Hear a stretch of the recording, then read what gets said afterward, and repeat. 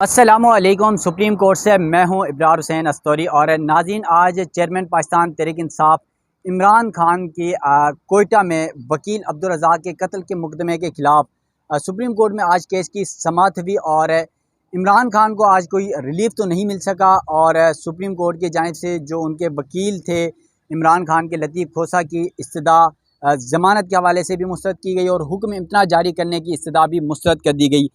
मेरे साथ मरियम नवाज़ हैं, जियो न्यूज़ से वाबस्ता हैं, सहाफ़ी हैं सुप्रीम कोर्ट की, और आज कमरे अदालत में मौजूद थी। मरियम से हम जानने की कोशिश करते हैं कि कमरे अदालत में आज लंबे चौड़े दलाइल दिए गए वकील लतीफ़ खोसा की जानिब से। मरियम बताएगा हमारे नाज़रीन को कि आज की समाअत में क्या कुछ हुआ और इमरान खान को जैसे तवक्को की जा रही थी कुछ ना कुछ रिलीफ मिल ही जाएगा, तो आप क्या समझती हैं कि रिलीफ क्यों नहीं मिला? तवक्को तो मुझे नहीं पता कि कौन कर रहा था, क्योंकि अब जो आजकल हालात चल रहे हैं उसमें तवक्को करना भी गलत है। लेकिन बहरहाल आज की जब समाअत शुरू हुई तो समाअत के अंदर पहले जो इमरान खान के वकील हैं सरदार लतीफ़ खोसा, वो रोस्टम पर आए और उन्होंने अदालत को बताया कि 6 जून को वकील अब्दुल रज़ाक शर, जो कि इमरान खान के ख़िलाफ़ ही एक मुकदमा उन्होंने कर रखा था हाई कोर्ट में, आर्टिकल 6 का मुकदमा यानी बगावत का मुकदमा, और उसमें पेश होने के लिए हाई कोर्ट जा रहे थे।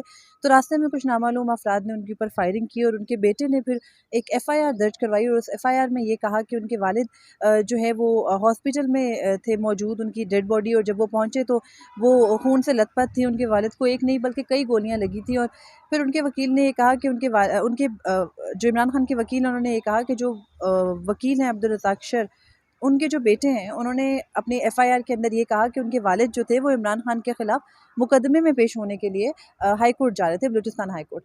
अब ये सारी बात जब उन्होंने बताई अदालत में, तो फिर उन्होंने ये कहा कि जो वज़ीर-ए-आज़म के मुआवने ख़ुसूसी हैं, जो अता तारड़ का वो ज़िक्र कर रहे थे, नाम नहीं उन्होंने लिया, कि उन्होंने फ़ौरन से प्रेस कॉन्फ्रेंस की और तमाम टीवी चैनल्स ने वो प्रेस कॉन्फ्रेंस दिखाई और फिर ये शोर मच गया मीडिया और सोशल मीडिया के ऊपर कि इमरान खान ने अपने खिलाफ मुकदमा कराने पे वकील अब्दुल रज़ाक शर को कत्ल करा दिया।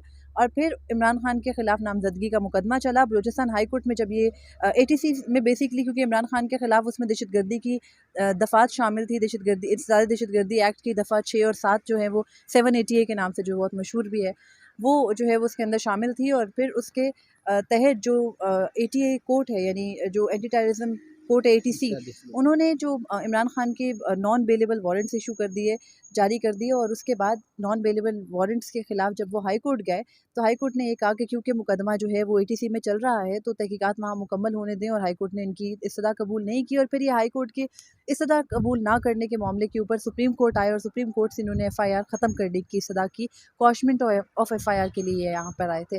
फिर यहाँ पर आज सुप्रीम कोर्ट में जब दलाइल हुए तो लतीफ़ खोसा ने मुख्तलिफ़ चीज़ों का ज़िक्र किया। उन्होंने यही कहा कि अभी क्योंकि बिल्कुल इंटरिम स्टेज के ऊपर है, इमरान खान नामज़द हैं, हालांकि उनकी फ़ैमिली की तरफ से ये कहा जा चुका है कि ये उनके ज़ाती दुश्मनी की बुनियाद पर कत्ल हुआ है।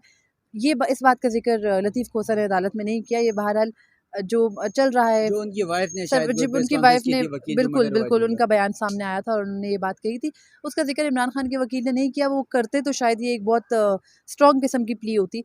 लेकिन उन्होंने अदालत को यही कहा कि क्योंकि इमरान खान पूरे मुल्क में मुकदमे जो है वो भुगताते फिर रहे हैं पिछले 1 साल से, तो अभी भी क्योंकि नाकाबिल ज़मानत वारंट गिरफ़्तारी हैं और अगर आज अदालत रिलीफ़ नहीं देती तो फिर इमरान खान की गिरफ़्तारी भी हो सकती है। उन्होंने गिरफ़्तारी रोकने की इस्तदा की, अदालत ने मंजूर नहीं की। उन्होंने हुक्म इम्तना देने की इस्तदा की कि टिल नेक्स्ट हियरिंग आप जो है वो ये इमरान खान की जो गिरफ़्तारी है उसको रोक दें। अदालत ने इस्तदा कबूल नहीं की। फिर उसके बाद उन्होंने ये भी कहा कि आप एफ़आईआर में से जो सेक्शन इंसदादे दहशतगर्दी एक्ट के सेक्शन 6 और 7 है उनको निकालने का हुक्म दे दें, तो अदालत ने वो भी कबूल नहीं की। और फिर एक जो एंड पे इंटरेस्टिंग पॉइंट सामने आ गया वो ये था कि क्योंकि हाई कोर्ट के डिवीजन बेंच का फैसला था इमरान खान के खिलाफ कि इमरान खान के खिलाफ तहकीकात चलती रहे एटीसी के अंदर, वो इस पे फैसला नहीं देंगे, तो फिर सुप्रीम कोर्ट को एकदम से ख्याल आया कि हम भी 2 मेंबर्स बेंच बैठे। वैसे ये कोई रिक्वायरमेंट नहीं है एज़ पर लॉ, लेकिन ये एक रिवायत बन चुकी है कि जो निचले कोर्ट का जितने मेंबर्स के बेंच होते हैं उससे ज़्यादा मेंबर्स जो हैं वो सुप्रीम कोर्ट में बैठ के फ़ैसला करते हैं। तो फिर उन्होंने वकला को यही हिदायत की कि आप चीफ़ जस्टिस के पास जाएँ, आपके तमाम तर जो भी आपकी इस्तदा है, जो भी आपकी दरख्वास्तें हैं, वो जाके चीफ़ के सामने रखें और वही फ़ैसला कर सकेंगे। इस पर जब एक इंटरेस्टिंग चीज़ ये हुई कि जब सरदार लतीफ़ खोसा मुसलसल जो है वो प्ली कर रहे थे कि नहीं आप हुक्म इम्तना दे दें, इमरान खान की जान को ख़तरा है, वो नहीं जा सकते क्वेटा, और उनका वहाँ पे उनको समन किया गया, उनको पेश होना ज़रूरी है। तो इस पर जस्टिस आयशा मलिक बड़ी रिलक्टेंट दिखाई दी। मतलब जस्टिस इजाज़ुल एहसन उनकी बात सुन रहे थे, ऑर्डर लिखवाने के बाद जब नोटिस कर दिए आईजी बलूचिस्तान को, दीगर फ्रीकैन को, तो उसके बाद भी उनकी जो प्ली है वो खिलाफ मामूल सुनते रहे जस्टिस जाजुल एहसन, लेकिन जस्टिस आयशा मलिक नहीं मानी। अपेरेंटली जो हमें वहाँ बैठ के उनकी गुफ्तगू से ये फ़ील हुआ कि उन्होंने नहीं मानी ये बात कि सुप्रीम कोर्ट इस मामले में कोई भी हुक्म दे। उन्होंने यही कहा कि हम नहीं दे सकते कोई भी ऑर्डर, आप चीफ जस्टिस के पास जाएँ। फिर सरदार लतीफ़ खोसा ने आखिर में ये प्ली की कि आप ये केस कल मुकर्रर कर दें। तो उस पर जस्टिस एजाजुल एहसन ने बड़ी इंटरेस्टिंग बात कही। उन्होंने कहा कि हम ऑर्डर अपने पास नहीं रखते, हम ऑर्डर फ़ौरन दस्तखत करके भेज देते हैं। तो हम अभी ये जो ऑर्डर हमने लिखवाया है इसको सिग्नेचर करके भिजवा देंगे। आप चीफ जस्टिस के पास जाएँ और अपने साथ एजी प्रोसिक्यूटर जनरल बलूचिस्तान वहाँ पे मौजूद थे, उनको भी साथ ले जाएँ और आप दोनों जाके इस्तदा करें कि एक बड़ा बेंच बना दिया जाए, 2 मेंबर से ज़ायद मेंबर्स का, 3 मेंबर भी हो सकता है, 5 मेंबर भी हो सकता है, और वो इस मामले को सुने। हम इसमें कोई ऑर्डर नहीं दे सकते। फिर लतीफ़ खोसा ने कहा कि आप ये ऑर्डर कर दें कि यही केस कल समाअत के लिए मुकर्रर हो। तो उस पर अदालत की जानिब से ये कहा गया कि हम बिल्कुल इस मामले के अंदर जो है वो मफलूज हैं, हम कोई ऑर्डर नहीं दे सकते, ये चीफ जस्टिस का इख्तियार है कि वो बेंच बनाने का इख्तियार दें।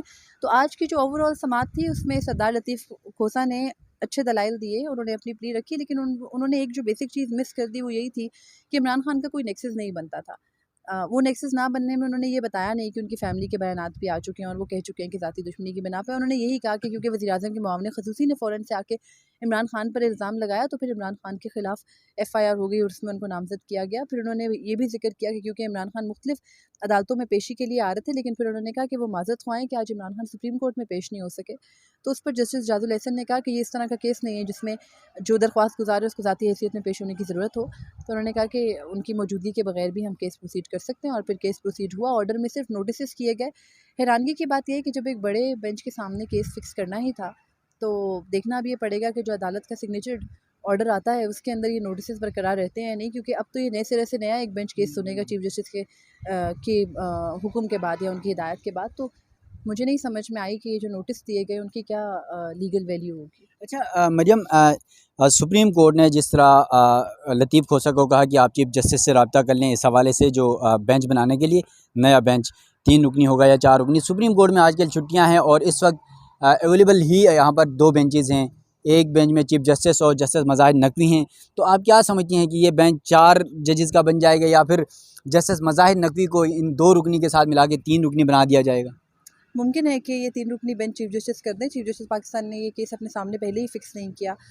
जजेस तो 4 मौजूद हैं। इनफैक्ट मेरी इत्तला के मुताबिक 1-2 और जजेस भी मौजूद हैं, लेकिन वो चैम्बर वर्क कर रहे हैं, वो यहाँ बेंचेस में नहीं बैठ रहे।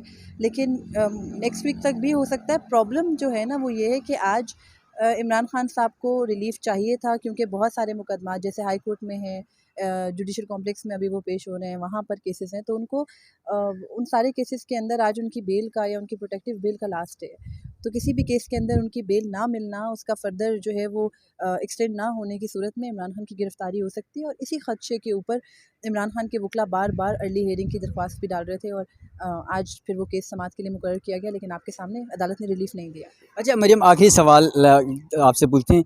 जिस तरह मैंने पहला सवाल किया था कि एक तासुर दिया जाता है कि सुप्रीम कोर्ट से आज इमरान खान को कोई रिलीफ मिल जाता, उसकी वजह ये थी कि जिस तरह अभी आपने भी बात की कि जस्टिस एजाजुल एहसन जिस तरह लतीफ़ खोसा के दलाइल बार बार सुन रहे थे, जस्टिस आयशा मलिक इंटरफेयर भी कर रही थी, वो उनको समझ आ चुकी थी कि क्या करना है, उसके बावजूद जस्टिस एजाजुल एहसन उनको फेवर देने की कोशिश कर रहे थे। तो आप क्या ऐसा नहीं लगता कि जस्टिस एजाजुल एहसन की जो इमरान खान से मोहब्बत है वो झलक रही थी?